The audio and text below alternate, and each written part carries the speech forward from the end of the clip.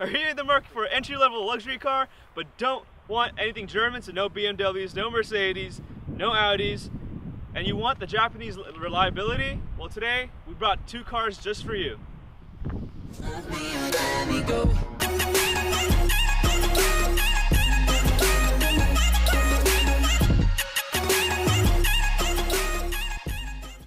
Well, I brought the entry-level Lexus IS200t, and my coworker here didn't know how to dress. Just came back from the gym. We were supposed to dress as people that own these cars. Yeah, but dude, You know, like the business majors that just got a job. I understand, but gains over everything, so you know. I bet you work out at Lifetime Fitness and wear yoga pants.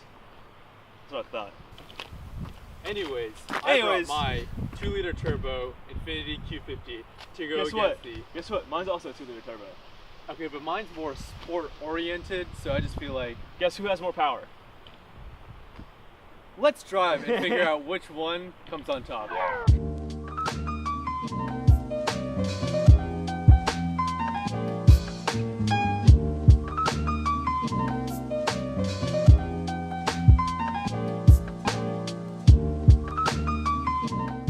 Currently, I'm sitting in my seating position. I'm 6 feet tall. So now we're gonna show you how spacious the back is with Manoj in the back. So as you can see, you know, it's not as tight as I thought it would be. There's pretty good amount of knee room. You could definitely go for a decently, okay, well, I mean, now, you know, it's getting pretty bad. Now I can't feel my feet, but it's okay. No, I mean, in all realness, there's a pretty ample amount of feet room and knee room. Like I said, you could go on a pretty long drive with this. I'd say two hours would be a pretty good amount, but it's also spacious, lots of headroom as well, and the seats are pretty comfortable. Yeah, it's pretty plush. A lot of breathability. I wish there were heated seats in the back. I mean, yeah. So as you can see, you know, basic coffee fits perfectly well. It's actually really nice. These are adjustable depending on the size of your drink. I can't see a 40 ounce or 32 ounce Smoothie King smoothie in this.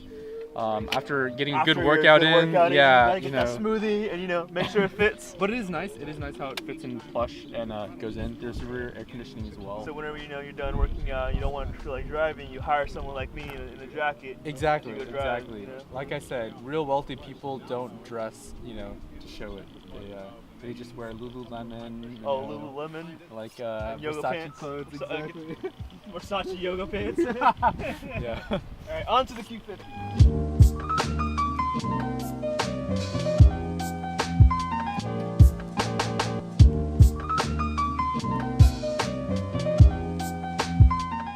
So now we're in the Infiniti Q50, and already I can notice that the seats are a lot more comfortable. They're squishier. There's a lot more room to breathe here, and my legs have room to move around, you know, do the little wiggle. And back to Manoj. Manoj, how's it back there? It is actually greatly improved for feet space and just overall quality in the cabin. Things like the armrest is a lot more, I guess for lack of better words at the moment, squishy. It's a lot more soft to the touch, nicer. Knee room, there are small indents in the back of the seat, which is nice. It gives you a little extra space. And feet room, there is a lot more. So, you know, I could definitely see myself sitting here reasonably longer than in the IS. So would you say it's better in the back than the IS? I would have to say it is better in the back seat. The only thing I'd say the IS is over the Q50 here is the comfort of the actual seats. It's a little more, you know, plush and seems like better quality in the IS too. So in the front, I would disagree. I'd say the IS has a better interior. It surrounds me, and it's more user-friendly. I feel like I'm in a cockpit in that car than in this car, where things are kind of far away. It just feels like any regular car would. But in the IS, things surround me, which I like. All right, so now we're driving, and the $1,000,000 question is, how does a Lexus drive? Well, it's actually surprisingly sporty. I didn't expect it to be this sporty, but it is sporty. If you're looking for an actual sports sedan, I think this is the way to go. The Q50, haven't driven it yet, but I think it'll be more on the luxury side, while this is more on the sport side. So it depends on what you want, kind of. Yeah? And for 0 to 60 times on this car, let's slow down as much as we can, and then floor it.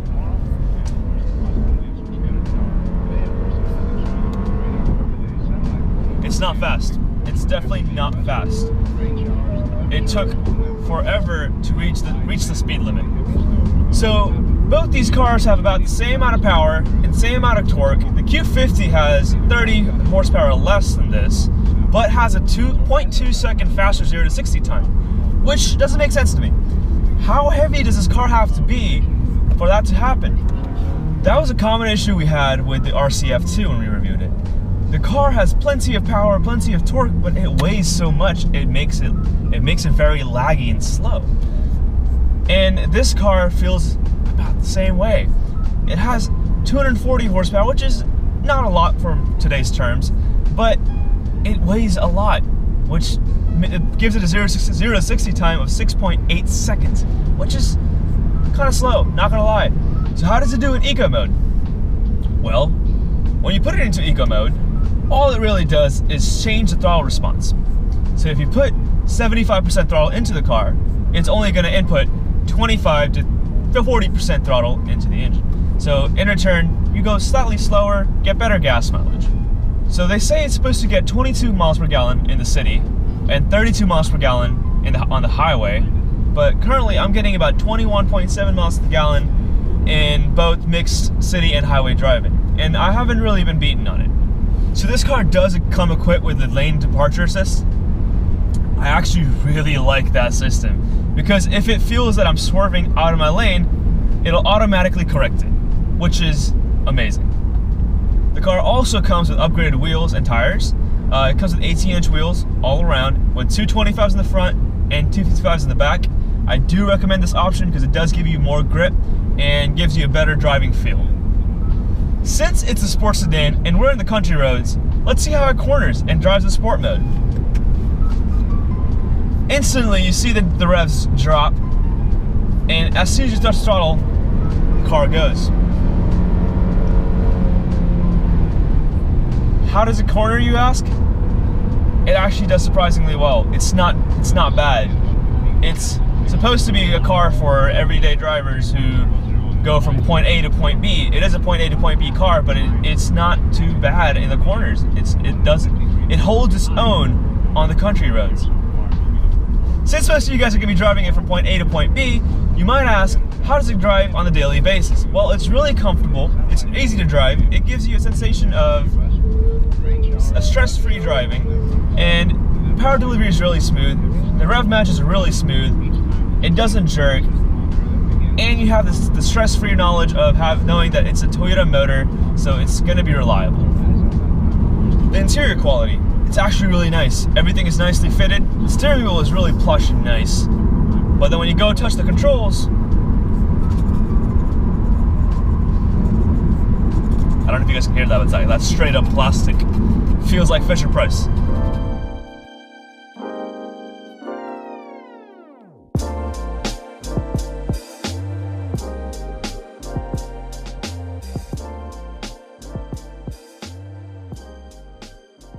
So right now we're in the Q50, Infiniti Q50. This is kind of the direct competitor just because of the size, the same class that that these cars are in, and the engine size. So they're both 2-liter turbos.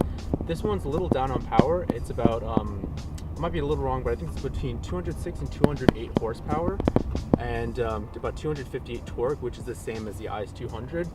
But shockingly, this has a quicker, 0 to 60 time. That isn't a huge thing for these cars.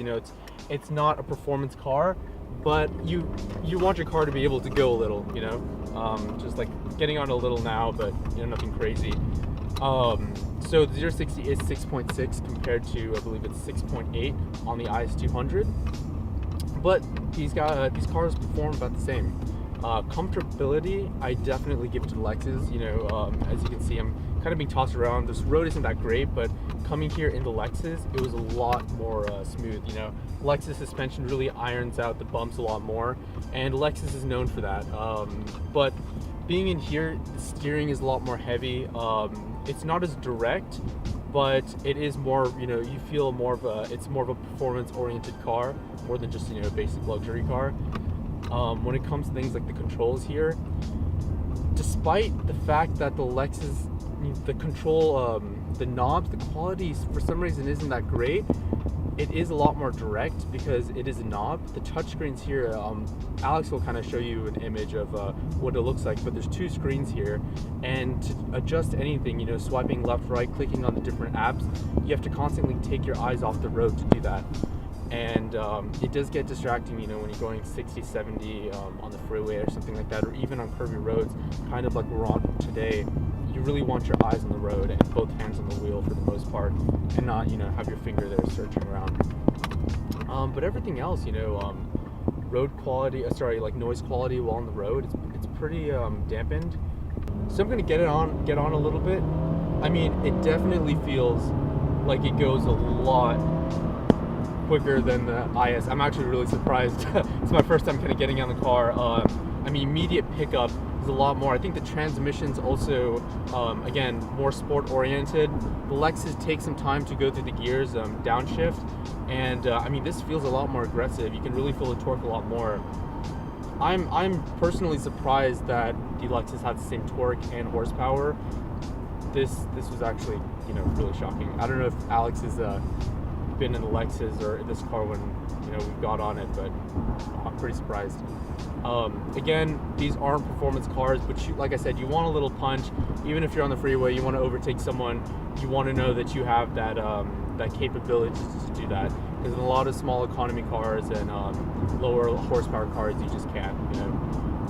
But again, it's a good cruiser. It's something to just go for a drive, go to work and everything like that. I think it does the job well, materials wise and everything. So when it comes to creature comforts and technology that you get, the main thing, or the only thing that this really has, this is one of the base models of the Q50, but it does have different driving modes. So, you know, I can kind of go through them now. You have snow, standard, sport, and personal. Personal is a really nice one that I wish the Lexus had, but unfortunately it doesn't. You know, you can kind of change the steering and engine throttle response and things like that. Another thing is, like, I'm kind of going through the gears now. It does have a lot more punch. One thing I wish it has was paddle shifters that the IS does have. I mean, you know, you can go through the gears right here. It's just, I guess you could say, a little old technology. But again, like I said, for the 1,000th time, this isn't a sport-oriented car. It's just something that they kind of want to give you the vibe that you're in, you know, more sporty car than just a basic, more luxurious economy car. Things like fuel economy, it basically gets the same fuel economy as the Lexus, a little more, but you know, it really depends how you drive, whether you're getting on it or not. These are small displacement turbocharged engines, so I guess, you know, things like staying out of the turbo, staying out of boost is your best bet. Staying in the lower RPMs is where you want to be. And these cars will be more geared towards that. You know, when you're on the freeway, you're going to be at a lower RPM, despite being a 4-cylinder, something around 2,000, maybe a little bit over 2,000 is where you'll be at. But yeah, you know, going on these more curvy, I guess you could say, back roads, body roll is there. You know, it's pretty nice. It's pretty solid though. Steering input, the Lexus, I mean, I feel like it has a little bit of a quicker rack, just barely. But the feedback it's what you'd expect for something in this class. You know, you feel a bit of the road, you feel the bumps, but you know, it's just a good car. That's what I can say. It's a good, solid car. It has a good feel to it. It's comfortable.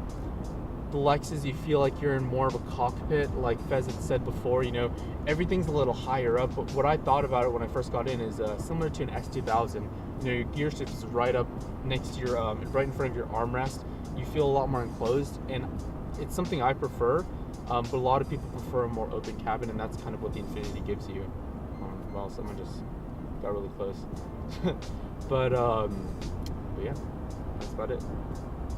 So, after driving both of these back to back, we do think that the Lexus has its issues, the Q50 has its issues, but we think the Lexus is the winner.